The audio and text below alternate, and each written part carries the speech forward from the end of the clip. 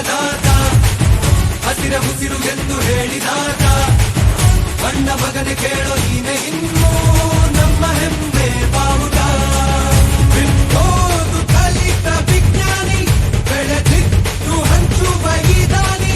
ಸಿಡಿದೆತ್ತ ಸ್ವಾಭಿಮಾನಿ ಸಾಲು ಸಾಲು ಕಟ್ಟಿ ಹೊಂಟ ಭೂಮಿ ಬಿದ್ದಲು ಊರಿಗೆ ಊರೇ ಎದ್ದು ಒಟ್ಟಾಗಿ ಕೈಯ ಹಿಡಿದು ಹಸಿರಿನ ಬಣ್ಣ ಬಳಿದು ಅರೆ ನೋಡು ನೋಡು ಹೊಂಟೈತೆ